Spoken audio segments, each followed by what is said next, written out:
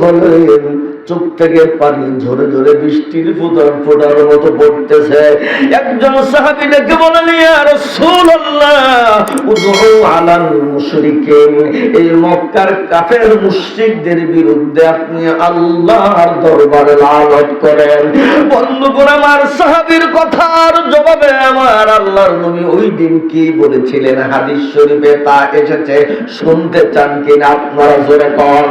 বন্ধুগণ, আমার সাহাবী যখন বললেন উদউ আলাল মুশরিকিন, এই কাফের বেঈমানদের মুশরিকদের বিরুদ্ধে আল্লাহর দরবারে আপনি নালিশ করেন, লানত করেন, আল্লাহর নবী ওই দিন বলেছিলেন, সাহাবীরে ইন্নী লাম উবআস আলা রাসূল, বলেন আল্লাহু আকবার। ইন্নী লাম উবআস আলা, এই পৃথিবীতে এই জগতে মুহাম্মাদুর রাসূলুল্লাহ সাল্লাল্লাহু আলাইহি ওয়াসাল্লাম, আমি এই জগতে কারো জন্যই লানতকারী হয়ে প্রেরণ হই নাই, প্রেরিত হই নাই। জোরে বলেন আল্লাহু আকবার। কার জন্য লানতকারী হিসেবে আল্লাহ আমার দুনিয়াতে পাঠায় নাই।